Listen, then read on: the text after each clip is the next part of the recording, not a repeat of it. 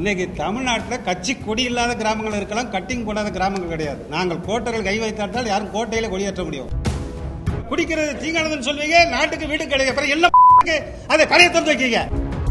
திராவிட கட்சிகள் இருக்கின்ற வரை மதுக்கடைகள் மூடுவதற்கு சாத்தியமே கிடையாது. சம்மர் ஹாலிடேஸ் வந்தாச்சு, நம்ம ஜிடி ஹாலிடேஸும் வந்தாச்சு. GT holidays, South India's number 1 travel brand. தொடர்ச்சியான பனைமரங்களோட அழிவு, தொடரும் பனை தொழிலாளர்களோட அவலம், இதற்கு முற்றுப்புள்ளி வைக்க வேண்டும் என்ற 5 அம்ச கோரிக்கையை முன்வைத்து வருகின்ற 15/3/2025 சனிக்கிழமை அன்று எழும்பூர் ராஜரத்னம் ஸ்டேடியம் அருகில் நாங்கள் உண்ணாவிரதம் இருக்க போகிறோம். இதில் பனை தொழிலாளர்கள், சமூக ஆர்வலர்கள், நீர்நிலை பாதுகாப்பாளர்கள் என அனைவரும், விவசாயிகள் உட்பட அனைவரும் இந்த உண்ணாவிரதத்தில் கலந்துக்க போகிறோம். தொடர்ச்சியாக பனை தொழில், பனை மரங்களின் அழிவு அப்படின்றது தொடர்ந்துக்கிட்டு தான் இருக்கு. இதை தடுத்து நிறுத்தணும்னு பலவாறாக நாங்கள் மாண்புமிகு தமிழக முதல்வருக்கு கோரிக்கை வைத்திருக்கோம். இன்னைக்கு வரைக்கும் எந்த ஒரு பிடிவும் எங்களுக்கு கிடைக்கல அப்படின்னு சொல்லலாம். ஸோ இதை தமிழக முதல்வரோட கவனத்துக்கு கொண்டு செல்லணும் அப்படின்றதுக்காக ஒரு நாள் அடையாள உண்ணாவிரத போராட்டம் நாங்கள் நடத்த போறோம். இதுலயும் தீர்வு கிடைக்காவிட்டால் மாபெரும், அதாவது சாகும் வரை உண்ணாவிரதம் அப்படின்றத பனை தொழிலாளர்கள், சமூக ஆர்வலர்கள் சார்பில் முன்னெடுக்க இருக்கும் அப்படின்றதையும் இந்த பத்திரிகையாளர் சந்திப்பின் மூலமாக நான் அறிவித்துக்கிறேன். எங்களுடைய 5 அம்ச கோரிக்கைகள்: பனை தொழிலாளர்களுக்கு வழங்கக்கூடிய உரிமம் அப்படின்றது பழைய முறையில் 3 ஆண்டுகளுக்கு ஒரு முறை பனை, தென்னை, ஈச்ச மரத்துக்கு வழங்கணும் அப்படின்ற கோரிக்கையை முன்வைக்கிறோம்.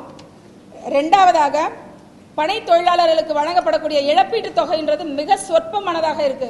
இதை 5 லட்சம் ரூபாயாக உயர்த்தியும் விபத்து காப்பீடு தொகையையும் உயர்த்தி கொடுக்கணும் அப்படின்னு 2வது கோரிக்கையாக முன்வைக்கிறோம். 3வது கோரிக்கையாக, பனை மரங்களோட எண்ணிக்கை சார்ந்த எந்த ஒரு கணக்கெடுப்பும் அரசு கிட்ட முறையானதாக இல்லை. பனை மரங்களோட அழிவு அப்படின்றதும் தொடர்ந்துகிட்டு இருக்கு.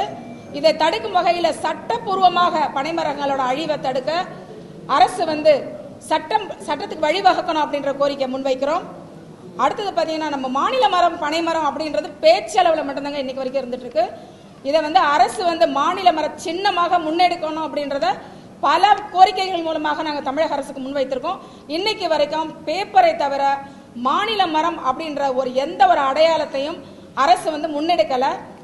அந்த அடையாளமாக நம்ம அரசு வழங்கக்கூடிய விருதுகளாக இருக்கட்டும் அல்லது அஞ்சலக வில்லைகளாக இருக்கட்டும், இதில் எல்லாம் பனை மரங்களை முன்னிலைப்படுத்த அரசு நடவடிக்கை எடுக்கணும் அப்படின்ற கோரிக்கையை முன்வைக்கிறோம்.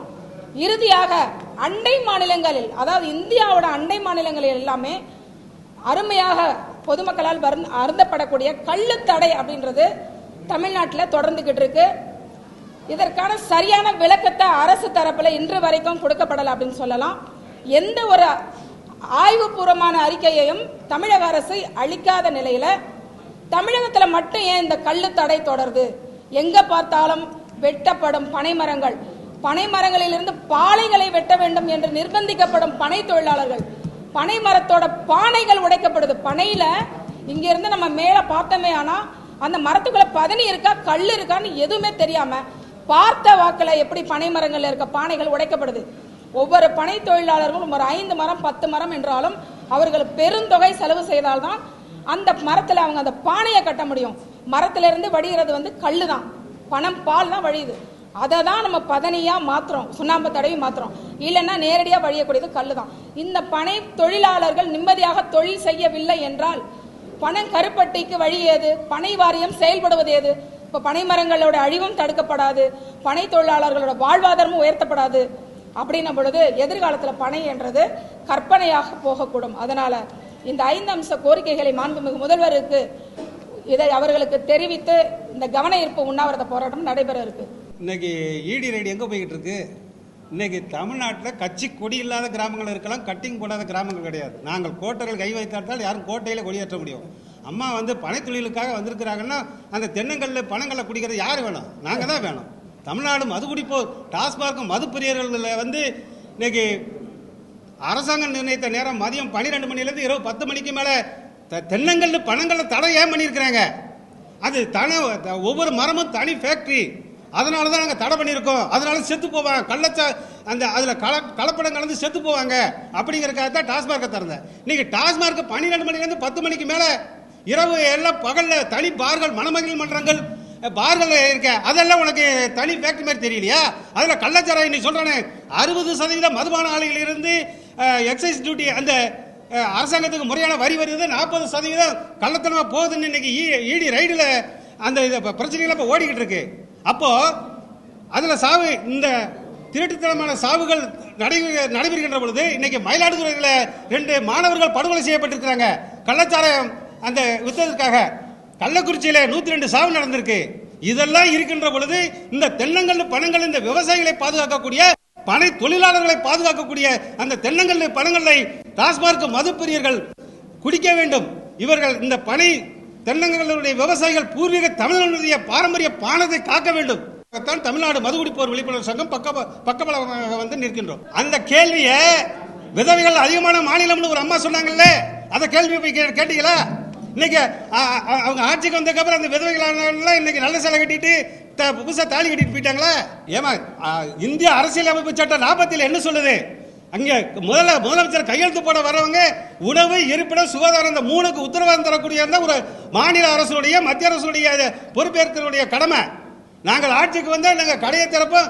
நீங்க ஆட்சிக்கு வருவதற்கு தேர்தலுக்கு முன்பாக நாங்கள் விதவைகள் அதிகமான மாநிலம் வைங்க, அது குடிக்கிறது தீங்கானதுன்னு சொல்வீங்க, நாட்டுக்கு வீடு கிடையாது, அப்புறம் எல்லாம் அதை கடையை திறந்து வைக்கீங்க. யார் நான் ஏமா ஊக்குவிக்கிறதுக்கு? 2003 டாஸ்மாக் கடையை திறந்து அவங்க ஊத்தி என்னைக்காவது கொரோனா காலத்தில் 100 நாள் மூடி இருந்தாங்க. மத்திய அரசு காஷ்மீர் முதல் கன்னியாகுமரி வரைக்கும் மத்திய அரசு மூடி இருந்தது. அப்பவே நீங்க அனைத்து மாநில முதல்வரும் சேர்ந்து மூடி இருக்கலாம். அதை விட்டு போட்டு இன்னைக்கு கொரோனா காலத்திலேயே கட்டம் கட்டி காவல்துறை பாதுகாப்போடு கடையை திறந்த நாடு தமிழ்நாடு.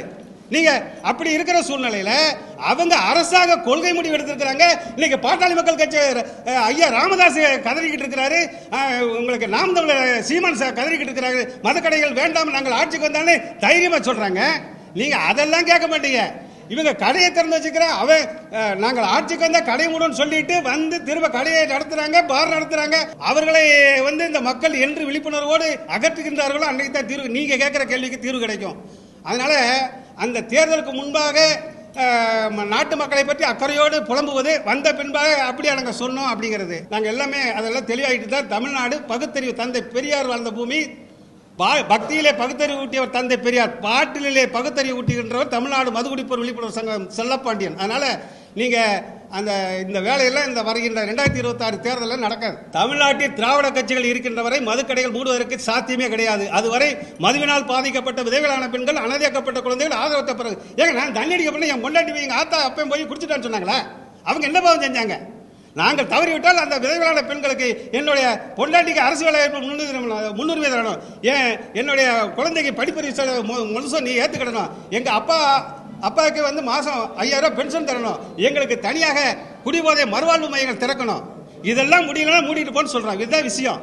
திராவிட கட்சிகள் தமிழ்நாட்டில் இருக்கின்ற வரை டாஸ்மாக் கடைகள் மூடுவதற்கு சாத்தியம் கிடையாது. அதுவரை விழிப்புணர்வு ஏற்படுத்துவதுதான் தமிழ்நாடு மதுகுடிப்போர் விழிப்புணர்வு சங்கத்துடைய கொள்கை. பனை தொழிலாளர்களுக்கு வழங்கக்கூடிய அந்த உரிமம் அப்படின்றது வந்து பாத்தீங்கன்னா அந்த உரிய சீசன் காலத்துல வழங்கப்படுறது கிடையாது. மார்ச் மாசத்துல தான் இந்த லைசன்ஸ் வந்து கொடுக்கறாங்க பல மாவட்டங்கள்ல. இதனால பாத்தீங்கன்னா நம்மளுக்கு பணம் கருப்பட்டு இழப்பு ஏற்படுது. பனை தொழிலாளர்களுக்கு அவங்க வயலை சுத்தி அவங்களுக்கு இருக்கக்கூடிய அந்த வளங்களான அந்த பனை மரங்களை பயன்படுத்தி அவங்களுக்கான அந்த வருமானம் தடைப்படுது. இதனால அதுவும் வந்து அந்த பனை கருப்பட்டி தட்டுப்பாடால நமக்கு தான் விலை சுமையாக வந்து ஏறுது.